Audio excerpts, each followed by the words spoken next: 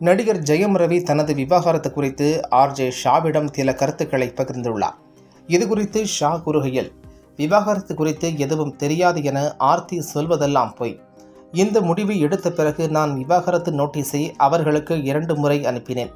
அதை பெற்றுக்கொண்டு கையெழுத்து போட்ட பிறகுதான் நான் என் சமூக வலைத்தளத்தில் பதிவிட்டேன். நான் என் குழந்தைகளை தனியாக விட்டுச் சென்றதாக ஆர்த்தி தெரிவித்துள்ளார். என்னுடைய ஒரு மகன் பிறந்தநாள் அன்று நான் ஹோட்டலில் அவர்களுக்காக காத்து கொண்டிருந்தேன். ஆனால் அதை தெரிந்து கொண்ட ஆர்த்தி என் குழந்தைகளை கூட்டிக் கொண்டு இலங்கை சென்று விட்டார். எனக்கு திருமணமாகி 15 ஆண்டுகள் ஆகிறது. ஆனால் எனக்கென்று தனியாக வங்கியில் கணக்கு கிடையாது. நான் எந்த செலவு செய்தாலும் அதற்கு கணக்கு கேட்பார். ஆனால் அவரோ இஷ்டம் போல செலவு செய்வார். எனக்கும் அவருக்கும் ஜாயிண்ட் அக்கவுண்ட் தான் இருக்கும். கார்டு ஸ்வைப் செய்தால் மெசேஜ் அவர்களுக்குத்தான் போகும். வெளிநாட்டிற்கு போனால் அங்கே போய் செலவு செய்தா என்கிட்ட கேட்க மாட்டாங்க. ஆனால் என்ன செலவு செய்தார்னு என்னோட அசிஸ்டண்ட் கிட்ட கேட்பாங்க. ஒரு கட்டத்தில் என்கிட்ட கார்டு கூட கொடுக்கக்கூடாதுன்னு முடிவு செய்தாங்க. 6 வருஷமாக என்கிட்ட வாட்ஸ்அப் கூட கிடையாது. சந்தேகப்பட்டுக்கிட்டே இருப்பாங்க. இன்ஸ்டா அக்கவுண்ட் கிடையாது.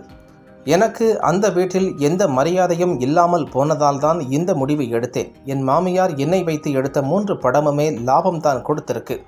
ஆனால் என்கிட்ட லாஸ்ன்னு சொன்னாங்க. இதுதான் எனக்கு உச்சக்கட்ட கோபத்தை ஏற்படுத்தியது என்று ஜெயம் ரவி சொன்னதாக ஷா கூறியுள்ளார்.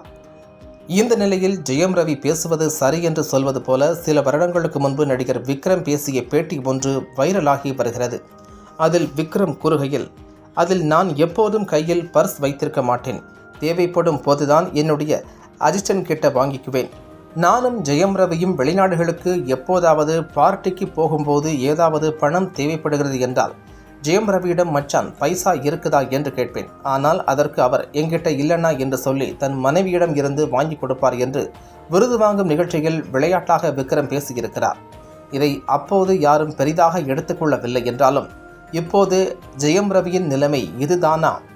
அதனால்தான் மனுஷன் எவ்வளவு வருத்தத்தோடு விவாகரத்து முடிவு எடுத்திருக்கிறாரா என்றும் பலரும் கருத்து தெரிவித்து வருகின்றனர்.